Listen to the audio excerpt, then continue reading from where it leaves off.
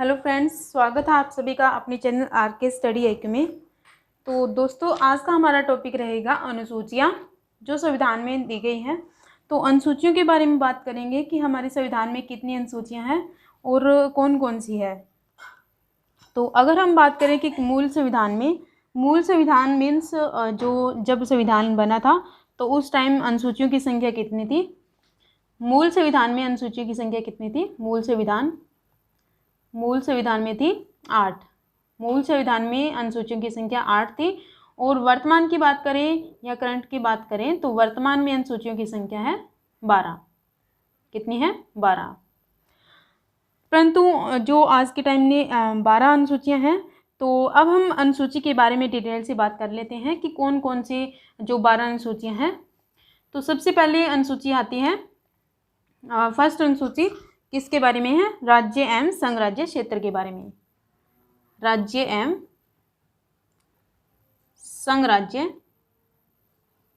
राज्य क्षेत्र के बारे में, जिसे इंग्लिश में list of states and UTs भी कहते हैं। यूटीज। तो वर्तमान में जो भारत में हमारे स्टेट कितने हैं, तो सबसे पहले हम बात करेंगे स्टेट के बारे में। तो स्टेट हमारे भारत में जो कितनी है वर्तमान में स्टेट की संख्या है 28। परंतु पहले कितनी थी? पहले 29 थी।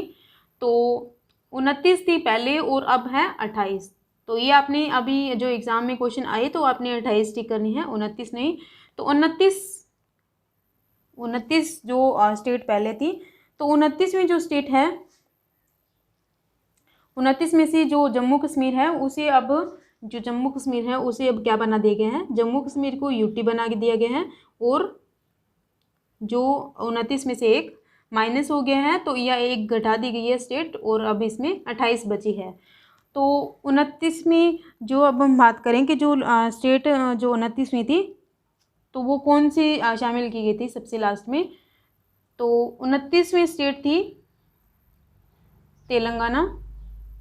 तेलंगाना को सबसे लास्ट में ऐड किया गया था। तेलंगाना को कब किया गया था? लास्ट में, सबसे लास्ट में ऐड किया गया था। तो तेलंगाना को राजधानी का जो स्टेट कब बनाया गया था? तो इसे बनाया गया था 2 जून 2014 को। 2 जून 2014 को तेलंगाना को जो स्टेट बना दिया गया था। तो तेलंगाना को जो स्टेट बनाया गया था, तेलंगाना जिसे आंध्र प्रदेश से अलग करके स्टेट बनाया गया था। तो तेलंगाना की जो स्थापना जो हमने की है 2 जून 2014 को हुई थी। और तेलंगाना की राजधानी की बात करें तो तेलंगाना की जो राजधानी है वो है हैदराबाद। राजधानी हैदराबाद है। और जो तेलंगाना को आंध्र प्रदेश से अलग किया गया था, आंध्र प्रदेश से, और आंध्र प्रदेश की राजधानी कौन सी है? अमरावती आंध्र प्रदेश की राजधानी है और तेलंगाना की राजधानी है हैदराबाद। तो सबसे पहले हमने जो सबसे लास्ट में 29वीं जो स्टेट थी वो शामिल की गई थी तेलंगाना को, जो 2 जून 2014 को शामिल हुई थी और इसकी राजधानी हैदराबाद है। तो अब हम बात करेंगे यूटीज़ के बारे में। यूटीज़ के बारे में पहले हमने स्टेट के बारे में बात की थी। तो यूटीज़ के बारे में सबसे पहले हम देख लेते हैं कि कौन कौन सी यूटीज़ है। अब वर्तमान में कौन कौन सी यूटीज़ हैं वर्तमान में? फर्स्ट यूटी है अंडमान। फर्स्ट यूटी है अंडमान निकोबार द्वीप समूह है। सेकंड जो है दादर नगर हवेली व दमन और द्वीप। तो दादर व नगर हवेली और दमन व द्वीप ये पहले तो दोनों अलग अलग थी, परंतु अभी इनको दोनों को इकट्ठे मिला दिया गया है और इसकी राजधानी दमन बना दी गई है। दोनों को मिलाकर और इनकी दोनों की राजधानी दमन बना दी गई है। थर्ड है जो दिल्ली। फोर्थ है चंडीगढ़। फिफ्थ जो यूटीज है, फिफ्थ यूटी वो है पुडुचेरी, और 6 नंबर पे है लक्षद्वीप, 7th पे है जम्मू एंड कश्मीर। जम्मू एंड कश्मीर पहले स्टेट थी और अभी से यूटीज बना दिए गए हैं।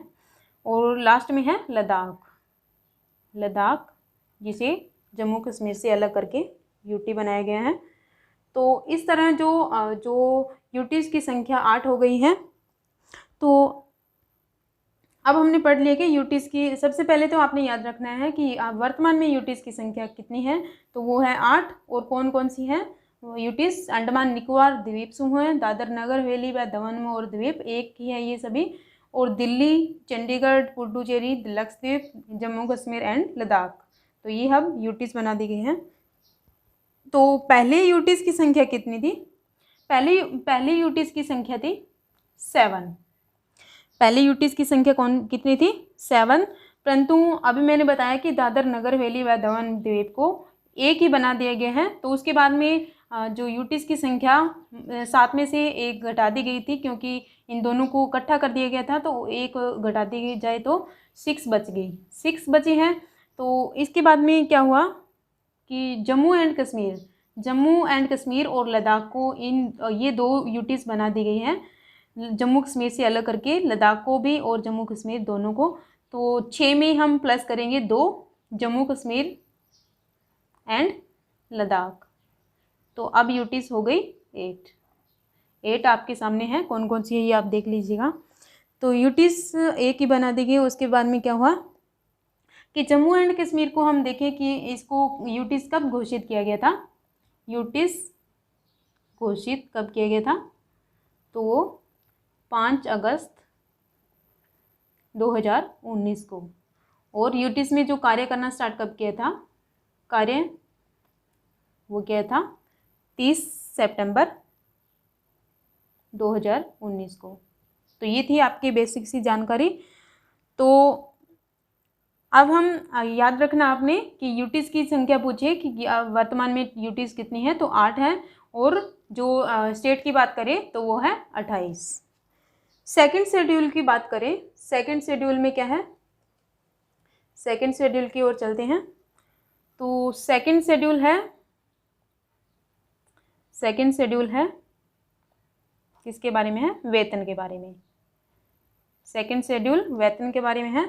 तो फर्स्ट है जो स्टेट एंड यूटीज के बारे में, और सेकंड है वेतन के बारे में। तो इसमें भारत के जो प्रमुख नेता हैं या पदाधिकारी हैं, या जैसे राष्ट्रपति हो गया, राष्ट्रपति, इतना सभी मैं लिख तो नहीं पाऊंगी, मैं आपको बोल देती हूँ, आप लिख लीजिएगा साथ साथ में। राष्ट्रपति, उपराष्ट्रपति, जैसे राष्ट्रपति उपराष्ट्रपति हो गया, राज्यपाल हो गए, लोकसभा का अध्यक्ष हो गया, और लोकसभा का उपाध्यक्ष जैसे सभापति, उपसभापति, और सुप्रीम कोर्ट के और हाई कोर्ट के जो न्यायाधीश हो गए, और भारत के जो केग हैं वो, उनको सभी को प्राप्त होने वाले वेतन, भत्ते और पेंशन आदि का उल्लेख इसमें सेकंड में किया गया है। सेकंड में इन सभी के वेतन, भत्ते और जो पेंशन के बारे में दिया गया है सेकंड में, जो हमारे देश के प्रमुख हैं उनके बारे में। थर्ड पे आता है, थर्ड जो शेड्यूल है, थर्ड शेड्यूल है जो, उसमें क्या लिखा है? उसमें है शपथ के बारे में, शपथ। तो वेतन के बाद में अगर वेतन मिलेगा तो शपथ तो लेनी पड़ेगी कि आप शपथ लीजिए, आपको इतना वेतन मिल रहा है, आप वेतन के बाद में शपथ लीजिए। तो शपथ में क्या है? इसके द्वारा भी संसद की जो कौन कौन से सदस्य जो शपथ लेते हैं, तो इसमें संसद के जो सदस्य हैं वह जो संघ यूटीज के मंत्री होते हैं, या सुप्रीम कोर्ट और हाई कोर्ट के न्यायाधीश होते हैं, या राज्य विधानमंडल होते हैं, विधानसभा के या सदस्य और मंत्री के और इन सभी को शपथ दिलाने वालों की संख्या जो शपथ के बारे में दिया गया है। जो शपथ लेते हैं कोई भी, जैसे मैंने भी बताया था, विधानसभा के सदस्य या मंत्री या सुप्रीम कोर्ट हाई कोर्ट के न्यायाधीश, वो इसी के अकॉर्डिंग ही, इसी के आधार पर ही शपथ लेते हैं। इस शपथ का उल्लेख थर्ड शेड्यूल में दिया गया है। सभी, मैं थोड़ा सा लिख देती हूँ, सभी ministers and supreme court and high court न्यायाधीश की शपथ के बारे में है, शपथ के बारे में है, तो थर्ड शेड्यूल किसके बारे में था? थर्ड शेड्यूल था शपथ, जिसमें सभी मंत्री या कोई भी नेता हो वो उसके ही आधार पे शपथ लेता है। फोर्थ पॉइंट हमारा आता है, फोर्थ पॉइंट में जो शेड्यूल है, फोर्थ शेड्यूल में क्या लिखा है? इसमें है सीटों का बंटवारा, सीटों का बंटवारा, डिस्ट्रीब्यूट करना सीटों को। तो इसके तहत जो भारत के जो हमारे 28 राज्य हैं, 28 राज्य हैं, 28 राज्य या स्टेट हैं और 3 यूटीज़ हैं, 3 यूटीज़ हैं। इसके में जो कितनी सीटें होगी दोनों में से, लोकसभा और राज्यसभा की, तो ये निर्धारित किया जाता है इस शेड्यूल में, इस शेड्यूल के आधार पर सीटों का बंटवारा। तो 28 राज्यों में और 3 यूटीज़ में, 3 यूटीज़ कौन कौन सी हैं? फर्स्ट है दिल्ली, सेकंड है पुडुचेरी और थर्ड जो जम्मू एंड कश्मीर। तो इन तीनों में ही विधानसभा की बनाई गई है, विधानसभा है इन तीनों में ही। तो इन तीनों यूटीज़ की जो राज्यसभा से या लोकसभा से कितनी सीटें होगी और स्टेट से, तो ये निर्धारित किया जाता है इस शेड्यूल से, सीटों का बंटवारा।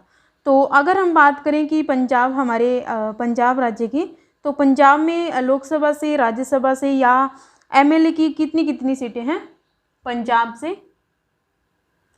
पंजाब में पहले देख लेते हैं हम लोकसभा की।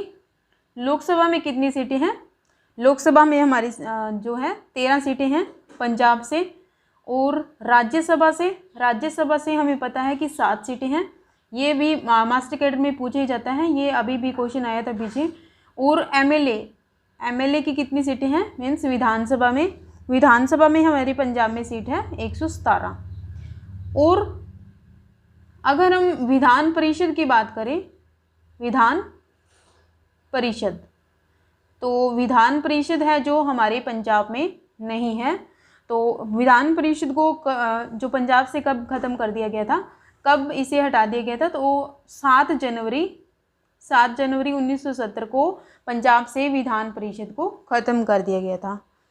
तो ये भी आपको डेट याद होनी चाहिए, ये भी एग्ज़ाम में के लिए इम्पोर्टेंट है। और ये जो सीटें हैं ये तो एग्ज़ाम में पूछी जाती है, चाहे कोई भी एग्ज़ाम हो। तो ये तो है पंजाब की। अब हम बात कर लेते हैं कि सबसे ज़्यादा सीटें कौन से राज्य की हैं? सबसे ज़्यादा सीट्स, तो वो है यूपी की, उत्तर प्रदेश की। तो इसमें लोकसभा की कितनी सीटें हैं यूपी में? लोकसभा की सीटें हैं 80 सीटें, 80 सीट जो लोकसभा में हैं। और राज्यसभा की कितनी सीटें हैं? राज्यसभा में है 31। जो हमारे पंजाब के हिसाब से तो लोकसभा में हमारे 13 सीटें हैं, परंतु जो यूपी में है सबसे ज़्यादा है तो 80 सीटें हैं। और राज्यसभा में पंजाब में 7 सीटें हैं, तो यूपी में 31 सीटें हैं। और यूपी में विधान परिषद की बात करें, पहले विधानसभा की बात कर लेते हैं। विधानसभा, तो विधानसभा में उत्तर प्रदेश में टोटल सीटें हैं 403 सीटें हैं, जो सबसे ज़्यादा है। इतनी सीटें किसी भी और राज्य में नहीं है। जो यूपी में 403 विधानसभा की सीटें हैं।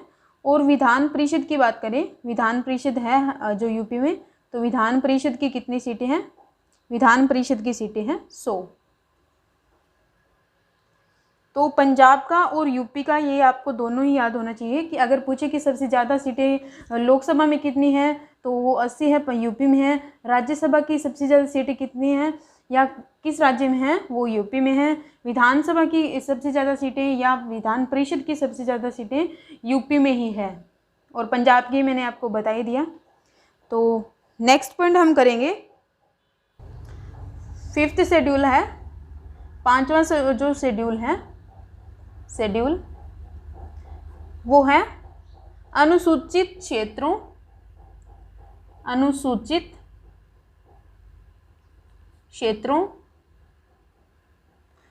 और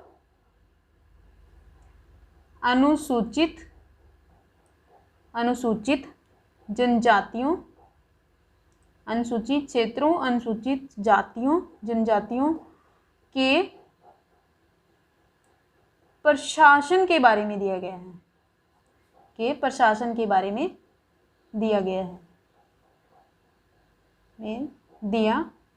है, तो इसमें एससी जो एसटी है, एससी ये के जो एरिया है या एसटी की जो जनजाति है उनके प्रशासन के बारे में दिया गया है इसमें शेड्यूल 5 में।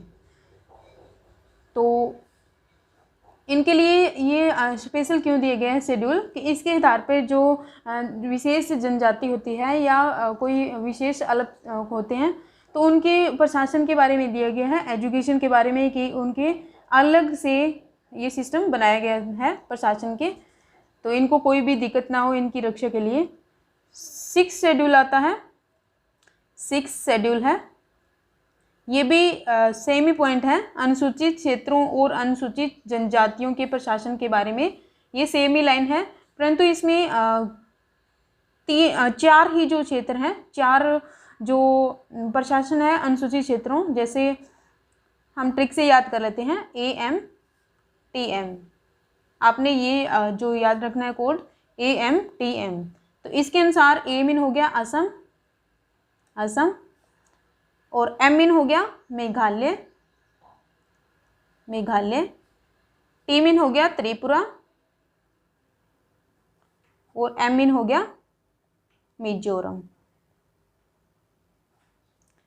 तो आपने मेघालय और मिजोरम में यहाँ पे मणिपुर में नहीं कर देना है, मैं की ही मात्रा है मेघालय और इधर भी मैं की ही मात्रा है मिजोरम। मणिपुर के जो मैं की मात्रा नहीं आती है तो आपने याद रखना है जो मैं की मात्रा आती है वही होंगे मेघालय और मिजोरम। तो AMTM इन चारों राज्य हैं, तो इनके लिए जो स्पेशल प्रावधान किए गए हैं प्रशासन के अनुसूचित जनजातियों के लिए, इनको स्पेशल प्रावधान किए गए हैं इनके 6 शेड्यूल में। तो 6 शेड्यूल में अगर आपको पूछे कि 6 शेड्यूल में क्या दिया गया है तो वो है जो असम, मेघालय, त्रिपुरा और मिजोरम के प्रशासन के बारे में है या जनजातियों के प्रशासन के बारे में। जो 7th शेड्यूल है, 7th शेड्यूल में दिया गया है संघ और राज्य के मध्य शक्तियों का बंटवारा। तो जो सेंटर एंड स्टेट के बीच जो है शक्तियों का बंटवारा। 7th शेड्यूल में क्या दिया गया है, सेंटर एंड स्टेट के बीच में शक्तियों का बंटवारा, मीन्स इसमें जो पावर होती है सेंटर की कौन सी होती है, कितनी है, तो वो इसमें बांट दी गई है इस शेड्यूल के अनुसार। तो इसके तहत जो है 3 जो सूची होती हैं, 3 सूची, इसके अंदर कितनी सूची है, 3 सूची, जिसे हम इंग्लिश में जो लिस्ट भी कहते हैं। तो 3 जो सूची कौन कौन सी है जिसके आधार पर जो सेंट्रल स्टेट की जो शक्तियों का बंटवारा किया गया है। फर्स्ट तो है संघ सूची, सेकंड है राज्य सूची और थर्ड जो है समवर्ती सूची।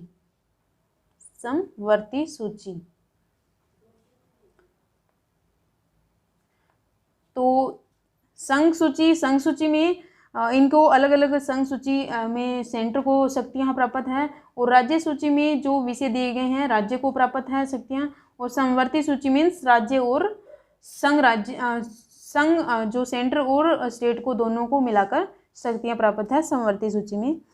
तो अगर हम बात करें जो संघ सूची में पहले कितनी जो शक्तियाँ थी, तो इसमें जो संघ सूची को 97 विषय थे, इसके अंदर 97 विषयों के जो शक्तियाँ प्राप्त थी। और अब वर्तमान में देखें तो इनकी जो संख्या है वो 100 है। तो संघ के बाद पास कितने विषय हैं? 97, 97 और अब कितने हैं? 100। तो ये काउंट होंगे। राज्य सूची की बात करें तो राज्य सूची में कितने विषय थे पहले, बिफोर? तो ये थे 66 और अब कितने हैं? 61। इसमें से 5 घटा दिए गए हैं और जो 5 घटाए गए हैं वो इस समवर्ती सूची में जोड़ दिए गए हैं, ऐड कर दिए गए हैं। तो समवर्ती सूची में कितने विषय हैं? 47। और जो अब कितने हैं आफ्टर में, बाद में कितने हो गए? 52।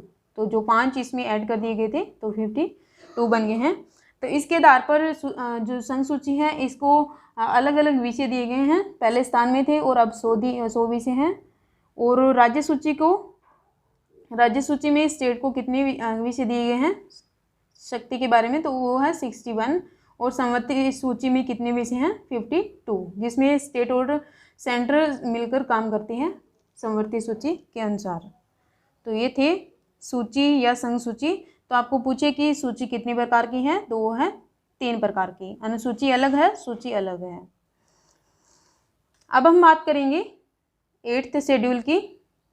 8th शेड्यूल, ये शेड्यूल है जो 8th शेड्यूल है जो मोस्ट इम्पोर्टेंट है, वेरी वेरी इम्पोर्टेंट है, क्योंकि इसके अंदर से एक क्वेश्चन पूछा ही जाता है, चाहे वो कोई भी एग्ज़ाम क्यों ना हो। तो ये शेड्यूल है जो है भाषा के आधार, भाषा के लिए भाषाएं इसमें दी गई हैं। भाषाएं हैं या लैंग्वेज। तो अगर हम संविधान के लागू होने के समय की बात करें तो, या मूल संविधान की बात करें तो उस टाइम जो भाषाएं कितनी थी? उस टाइम भाषाएं थी मूल संविधान में भाषाएं थी 14। कितनी थी मूल संविधान में? जो स्टार्टिंग जो संविधान तैयार किया गया था उस टाइम 14 भाषाएं थी। परंतु अब जो वर्तमान की बात करें, करंट की बात करें तो अब इसमें कितनी भाषाएं हैं? 22। टोटल 22 भाषाएं हैं। तो एग्जाम में पूछे तो हमने 22 ही टिक करना है। टोटल 22 भाषाएं हैं। तो 14 में जो 8 भाषाएं कब और कौन से संविधान संशोधन द्वारा जोड़ी गई है, यह जान लेते हैं। जो इसमें 8 ऐड की गई हैं, 8 भाषाएं कौन सी ऐड की गई हैं, ये हमारे लिए काफ़ी इम्पोर्टेंट है। तो 8 भाषाएं कौन सी हैं? फर्स्ट जो भाषा, सबसे पहले हम बात करेंगे सिंधी भाषा की। तो ये जोड़ी गई थी 21वां संविधान संशोधन हुआ था। 21वां संविधान संशोधन कब हुआ था? 21वां संविधान संशोधन कब हुआ था? संशोधन ये हुआ था 1967 को। ये आपने जो सन भी याद रखना है इसका। 21वां संविधान संशोधन कब हुआ था? 1967 को हुआ था। और किसके बारे में हुआ था? सिंधी भाषा के लिए। सिंधी भाषा, इसको सिंधी भाषा को ऐड किया गया था 21वें संविधान संशोधन द्वारा 1960 में या 67 में। सेकंड पे आता है, ये तो फर्स्ट टाइम ऐड की गई थी 15वीं जो भाषा। और आगे हम बात करें कि कौन कौन सी भाषाएं जोड़ी गई थी। तो इसके बाद में सेकंड नंबर पे आता है कि जो 71वां संशोधन हुआ था, 71वां संविधान संशोधन। तो ये 71वां संविधान संशोधन हुआ था 1992 में। 1992 में ये संविधान संशोधन हुआ था 71वां या 71वां। तो इसके अंदर कौन सी भाषाएं जोड़ी गई थी? तो इसमें जोड़ी गई थी, फर्स्ट है नेपाली, मणिपुरी और कोंकणी। तो ये आपको याद होना चाहिए कि जो इसमें एग्जाम में पूछे कि मणिपुरी कौन सी संविधान संशोधन द्वारा जो संविधान में शामिल की गई है, तो वो है जो 8th शेड्यूल में शामिल किए गए हैं। तो वो 71वें संविधान संशोधन द्वारा। तो ये आपको संशोधन भी याद होना चाहिए और भाषा भी कौन से संविधान संशोधन में शामिल की गई है, ये दोनों ही तो नेपाली, मणिपुरी, कोंकणी ये 71वां संविधान संशोधन हुआ था 1992 को, तो इसमें शामिल की गई थी। हम इसे इसी तरीके से याद रख सकते हैं। N mean Nepali mean N, और मणिपुरी मीन मणिपुर का एम, और कोंकणी का के। तो ये क्या बन गया? नमक, नमक। इस वर्ड से आप याद रख सकते हैं। सेकंड जो भाषाएं जोड़ी गई थी 71 के संविधान संशोधन द्वारा। अब हम थर्ड नंबर की बात करते हैं। तो थर्ड नंबर पे जो संविधान संशोधन हुआ था भाषाओं के आधार पर, तो वो हुआ था 92। यहाँ पे 1992 में जो संशोधन हुआ था, और यहाँ पे 92वां संशोधन हुआ था। संशोधन ये कब हुआ था? 2004 में। 2004 में ये जो 92वां संशोधन हुआ था 2004 में, तो इसमें इसके आधार पर कौन सी भाषाएं ऐड की गई थी? तो ये थी मैथिली, फर्स्ट है मैथिली, सेकंड है बोडो, थर्ड है डोगरी, और जो फोर्थ है संथाली। तो 92वें संविधान संशोधन हुआ था, इसमें 4 भाषाएं ऐड की गई थी। तो 4 भाषाएं कौन कौन सी है? पहली है मैथिली, सेकंड है बोडो, थर्ड है डोगरी, और फोर्थ है संथाली। तो इसको भी हम इजी तरीके से याद रख सकते हैं, मैथिली, बोडो, डोगरी और संथाली। तो इसको हम एक वर्ड याद रखें कि एम मैथिली का बना दीजिएगा एम, बी बोडो का बना दीजिएगा बी, और डी का डोगरी का डी, और एस का संथाली का एस। एमबीडीज जो एमबीडी हमारी पढ़ने के लिए होती हैं, इसके एमबीडीज बना दिए, तो ये सभी भाषाएं आ जाती हैं। एमबीडीज कौन सी संशोधन द्वारा जोड़ी गई है? 92वें संविधान संशोधन द्वारा। तो ये थी भाषाओं के बारे में। अब हम थोड़ी सी अलग से बात कर लेते हैं करंट के बारे में, या इससे अलग कौन सी भाषाएं इसमें शामिल की गई हैं। और तो अगर हम इंग्लिश की बात करें, इंग्लिश भाषा, तो इंग्लिश भाषा को इन जो 22 भाषाएं हैं इसमें इंग्लिश को नहीं शामिल किया गया है। किंतु अगर हमें सुप्रीम कोर्ट या हाई कोर्ट में कोई केस करना हो, कोई भी केस करना हो, या कोई भी सुप्रीम कोर्ट में या हाई कोर्ट में कोई भी काम हो, तो इंग्लिश भाषा में ही होगा। किसमें होगा? इंग्लिश में ही, इंग्लिश लैंग्वेज में ही होगा।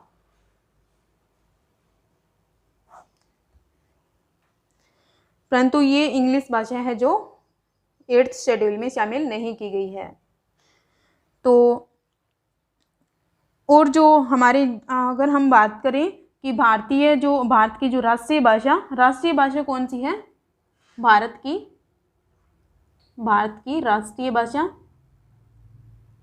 राष्ट्रीय भाषा है हिंदी। राष्ट्रीय भाषा कौन सी है? हिंदी। और इसका कौन सी आर्टिकल में दी गई है ये हिंदी के बारे में? तो राष्ट्रीय भाषा आर्टिकल है आर्टिकल 343 के अंदर दी गई है। हमारी राष्ट्र की भाषा हिंदी है, ये इस आर्टिकल में है, उल्लेख किया गया इसमें। तो अब हम बात करेंगे कि जो अभी जम्मू कश्मीर के बारे में। जम्मू कश्मीर में जो भाषाएं ऐड की गई है, जो आधिकारिक भाषा बना दी गई है कुछ, तो इसके बारे में बात कर लेते हैं कौन कौन सी शामिल की गई है। तो केंद्र शासित जो प्रदेश है जम्मू एंड कश्मीर, तो जम्मू एंड कश्मीर में अब जो उर्दू व अंग्रेजी के अलावा, पहले उर्दू और अंग्रेजी थी, कौन सी भाषा? उर्दू और अंग्रेजी भाषा ही थी। तो ये 2 भाषा जम्मू एंड कश्मीर में थी। परंतु इसके अलावा और कौन सी भाषाएं जोड़ दी गई हैं? इसके अलावा हिंदी, अब कौन सी भाषाएं हैं? हिंदी, डोगरी और कश्मीरी। पहले कौन सी थी? उर्दू और अंग्रेजी या इंग्लिश, और अब कौन सी जोड़ दी गई हैं? हिंदी, डोगरी और कश्मीरी। तो ये भी जो हिंदी, डोगरी और कश्मीरी को भी आधिकारिक भाषा के रूप में मान्यता प्राप्त हो गई है जम्मू कश्मीर में। तो देश का जो निचला सदन है लोकसभा, तो लोकसभा में इससे संबंधित जम्मू कश्मीर एक इसका अधिनियम है, जम्मू एंड कश्मीर आधिकारिक भाषा विधेयक 2020। तो ये बिल पास हुआ था लोकसभा में। सबसे पहले लोकसभा में कब पास हुआ था ये बिल? तो ये हुआ था 22 सितंबर को, 22 सितंबर 2020 को लोकसभा में पास हो गया था। तो जिसमें भाषाएं थी, जिसमें शामिल की गई है हिंदी, डोगरी, कश्मीरी, उर्दू और अंग्रेजी को। तो इन 5 भाषाएं जो यूटीज है, हमारे जम्मू कश्मीर है, उसमें को आधिकारिक भाषा का प्रावधान कर दिया गया है, मान्यता प्राप्त हो गई है या दर्जा दिया गया है। तो जम्मू कश्मीर में अभी तक जो उर्दू और अंग्रेजी थी, उर्दू और अंग्रेजी ही जो आधिकारिक भाषा थी पहले, तो अब इसमें शामिल कर दी गई हैं। तो इसके अलावा अब इसमें कौन सी शामिल की गई है? हिंदी, डोगरी और कश्मीरी। तो ये आपने याद रखना है, जम्मू कश्मीर में कौन सी भाषाएं हैं? उर्दू, अंग्रेजी, हिंदी, डोगरी और कश्मीरी। तो इसके अलावा अब से पहले जो डोगरी और कश्मीरी भाषाएं हैं, डोगरी और कश्मीरी भाषा तो भारत के किसी भी राज्य की आधिकारिक भाषा नहीं थी पहले, डोगरी और कश्मीरी, और अब जम्मू कश्मीर के बना दी गई है। किंतु इसे संविधान की 8वीं अनुसूची में शामिल की गई थी ये दोनों भाषाएं। तो ये डोगरी और कश्मीरी भाषाएं पहले किसी भी राज्य की आधिकारिक भाषाएं नहीं थी, किंतु 8th शेड्यूल में जरूर थी, और अब इसे जम्मू कश्मीर की आधिकारिक भाषा बना दी गई है। तो ये थी भाषा के बारे में। अब हम 9th शेड्यूल की बात करेंगे। 9th शेड्यूल कौन सा है? इसमें है भूमि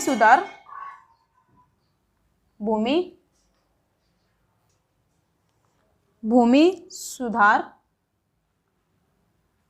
या जमींदारी प्रथा का अंत। भूमि सुधार के बारे में या जमींदारी प्रथा का अंत, जमींदारी प्रथा का अंत और भूमि सुधार के बारे में शेड्यूल 9th में दिया गया है। तो यह अनुसूची जो प्रथम संविधान संशोधन अधिनियम हुआ था, यह अनुसूची सबसे पहले फर्स्ट अमेंडमेंट हुई थी, इसके 9वीं अनुसूची जोड़ी गई थी इसमें। फर्स्ट अमेंडमेंट, अगर एग्जाम में पूछिए कि फर्स्ट अमेंडमेंट कब हुआ था, फर्स्ट अमेंडमेंट तो वो हुआ था 1951 को, और किससे संबंधित था? भूमि सुधार से संबंधित, भूमि सुधार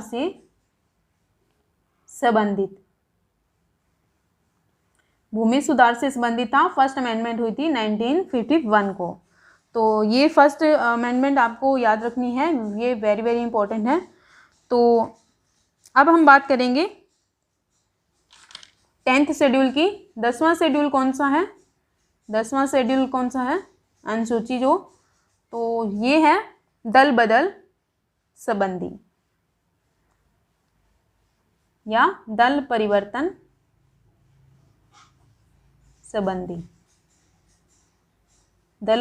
संबंधी, जो 10th शेड्यूल में दिया गया है। तो 10th जो शेड्यूल है, इसमें दल बदल संबंधी प्रावधानों का उल्लेख किया गया है, और इसे कौन सी संविधान संशोधन द्वारा शामिल किया गया था?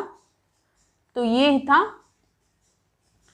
52वां संविधान संशोधन हुआ था। 52वां संविधान संशोधन कब हुआ था? 1985 को। ये जो मैं आपको संशोधन करवा रही हूँ, ये सभी इम्पोर्टेंट है, आपको याद करना होगा ये सभी एग्ज़ाम के लिए। तो 52वां जो संशोधन कब हुआ था? ये हुआ था 1985 को। किससे संबंधित था? तो ये था दल परिवर्तन से संबंधित या दल बदल से संबंधित। तो इसके द्वारा जो दल बदल के आधार पर जो डिस्क्वालिफिकेशन संबंधी जो प्रश्नों का विनिश्चय या पता कौन लगाता है? वो लोकसभा अध्यक्ष या राज्यसभा के सभापति द्वारा किया जाता है। कि अगर कोई दल परिवर्तन या दल बदल करता है कोई भी पार्टी में, जैसे एक पार्टी है तो दूसरी पार्टी में चले जाता है, तो वो पता कौन लगाता है? इसका पता लगाता है लोकसभा अध्यक्ष या फिर राज्यसभा का सभापति, जो हमारे उपराष्ट्रपति होते हैं। तो ये उनका काम है कि कोई भी डिस्क्वालिफिकेशन है तो उसके प्रश्नों से संबंधित कोई पता लगाना। तो जैसे एग्जांपल लेते हैं कि अगर कोई पार्टी, अगर कोई एक पार्टी में 30 मेंबर हैं, एक पार्टी में कितने मेंबर हैं? 30 मेंबर हैं और इनमें से 30 मेंबर्स में कोई भी एक मेंबर या 2 मेंबर या 10 मेंबर पार्टी छोड़कर ये तीन, एक या 2 या 10 मेंबर पार्टी को छोड़कर, जैसे ये कांग्रेस की पार्टी है, कांग्रेस की, तो ये कांग्रेस पार्टी को छोड़कर बीजेपी में चले जाएं, बीजेपी में, तो उनके प्रति एक्शन लिया जाएगा। तो इनके प्रति क्या लिया जाएगा? एक्शन, कि इसमें इनको जो इनकी मान्यता है या पार्टी से बाहर निकाल दिया जाएगा। तो सेकंड आता है कि अगर इसे जो 30 सदस्य हैं, 30 में से 20 सदस्य किसी दूसरी पार्टी में चले जाएं या 20 मेंबर हैं जो बीजेपी में चले जाएं, तो इनके बारे में, इनके संबंधित कोई भी एक्शन नहीं लिया जाएगा, क्योंकि जो 2/3 मेंबर किसी दूसरी पार्टी में जाते हैं तो वो उनको मान्यता मिल जाती है दूसरी पार्टी की। तो ये इसमें 10वां शेड्यूल है दल परिवर्तन के संबंधित, जो इसके कुछ रूल्स हैं। अब हम बात करेंगे 11th शेड्यूल की। 11th शेड्यूल में क्या दिया गया है? 11th शेड्यूल,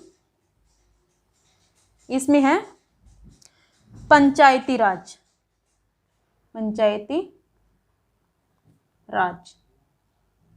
पंचायती राज के बारे में इसमें दिया गया है।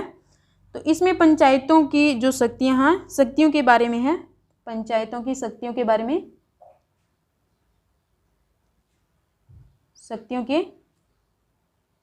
में है। तो पंचायती राज है, इसको कौन से संविधान संशोधन द्वारा जोड़ा गया था, या कौन से संविधान संशोधन द्वारा इस शेड्यूल में शामिल किए गए हैं? तो वो है 73वां संविधान संशोधन हुआ था। कब हुआ था? 1992 में। तो 73वां संविधान संशोधन 1992 को हुआ था और इसी के आधार पर जो पंचायती राज को इसमें शामिल किया गया था। तो पंचायती राज के बारे में दिया गया इसमें। तो पंचायती राज के बारे में हम आगे डिटेल से टॉपिक पढ़ेंगे। तो ये हम पहले इतने ही काफ़ी है इसमें कि 73वां संविधान संशोधन द्वारा 1992 जो संशोधन के तहत इसको शामिल किया था पंचायती राज को शेड्यूल। तो नेक्स्ट आता है हमारा 12वां शेड्यूल। 12वें शेड्यूल में क्या दिया गया है? नगर पालिका के बारे में। नगर पालिका, इसमें जो नगर पालिका की शक्तियों के बारे में दिए गए हैं।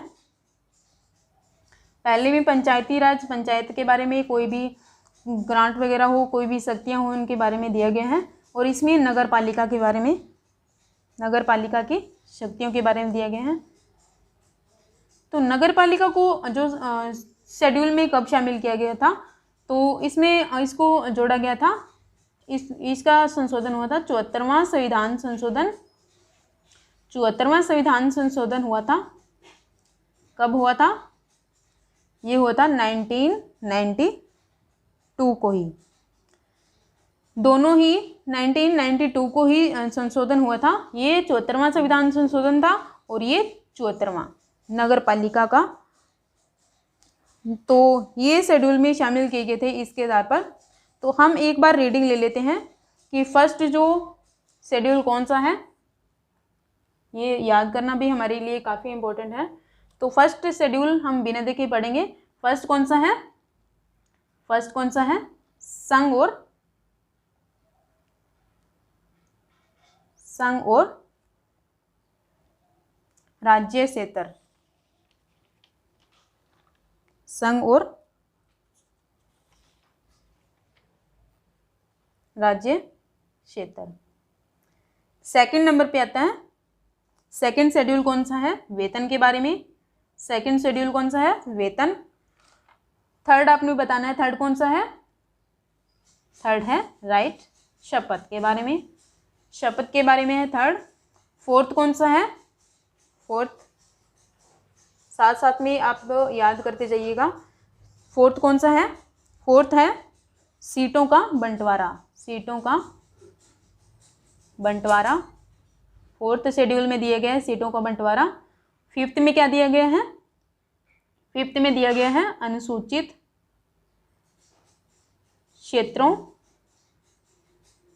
और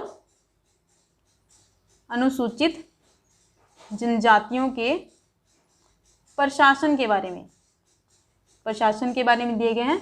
और सिक्स में भी यही है, अनुसूचित क्षेत्रों और अनुसूचित जनजाति के प्रशासन के बारे में, परंतु इसमें एक डिफरेंट है कि इसमें AM TM शामिल कर दिया गया है, AM TM। तो AM TM मीन्स असम, दो मेघालय, त्रिपुरा और मिजोरम। सेवन्थ शेड्यूल कौन सा है? सेवन्थ शेड्यूल में, सेवन्थ शेड्यूल है संघ और राज्यों के मध्य, राज्यों के बीच शक्तियों का बंटवारा, बीच जो शक्तियों का बंटवारा, ये किसमें दिए गए हैं? सेवन्थ शेड्यूल में। अब एट्थ शेड्यूल आता है। एट्थ शेड्यूल है जो मोस्ट इम्पोर्टेंट है। एट्थ शेड्यूल कौन सा है? तो वो है भाषा से संबंधित। इसमें भाषाएं दी गई हैं जो हमारी 22 भाषाएं हैं। नाइन्थ शेड्यूल है जो, ये आपको याद होना चाहिए कौन कौन सी भाषाएं कौन सी संविधान संशोधन द्वारा शामिल की गई है। नाइन्थ शेड्यूल है भूमि सुधार से संबंधित, भूमि सुधार या फिर जमींदारी प्रथा का अंत, जमींदारी प्रथा का अंत। और टेंथ कौन सा है? टेंथ शेड्यूल है दल बदल संबंधी, अभी हमने बात की है दल बदल संबंधी। 11th शेड्यूल कौन सा है? पंचायती राज से संबंधित, पंचायती राज से संबंधित। और जो लास्ट जो 12वां शेड्यूल कौन सा है? वो है नगर पालिका से संबंधित, नगर पालिका से संबंधित। तो ये हमने रिवीजन कर ली है दोबारा, ये आपको भूलना नहीं चाहिए अब। तो फर्स्ट कौन सा है? एक बार फिर पढ़ लेते हैं, संघ और राज्य क्षेत्र। सेकंड जो है वेतन के बारे में। थर्ड शेड्यूल में है शपथ। फोर्थ में है सीटों का बंटवारा। और 6 में है अनुसूचित क्षेत्रों और अनुसूचित जनजातियों के प्रशासन के बारे में। और 6 में है जो इसके अंदर ही फिफ्थ भी है, फिफ्थ है परंतु इसमें AM TM के बारे में स्पेशल दिया गया है। तो असम, मेघालय, असम, मेघालय, त्रिपुरा और मिजोरम। और 7th में है संघ और राज्यों की जो बीच में शक्तियों का बंटवारा है, कौन कौन सी कितनी विषय किसको दिया गया है, राज्य को या कौन सी सूची में। और 8th है जो भाषाओं के बारे में। 9th है जो भूमि सुधार से संबंधित और जमींदारी प्रथा का अंत। और 10th नंबर पे है जो 10वां शेड्यूल है वो है दल बदल संबंधी। और 11वां शेड्यूल है पंचायती राज से संबंधित। और 12वां है नगर पालिका से संबंधित। तो ये था हमारा आज का टॉपिक। अगर आपको ये वीडियो अच्छी लगती है तो आप इसको चैनल को सब्सक्राइब जरूर करें और वीडियो को लाइक करें और फीडबैक भी ज़रूर दीजिएगा। तो कल हम मिलते हैं एक नए टॉपिक के साथ में। तो आप अपने दोस्तों को भी ज़रूर बताइएगा कि पेड ग्रुप जो स्टार्ट है और पोस्ट हमारी जो है SST की जल्दी आने वाली है, तो आप अपनी तैयारी पूरी रखिएगा। Thank you so much.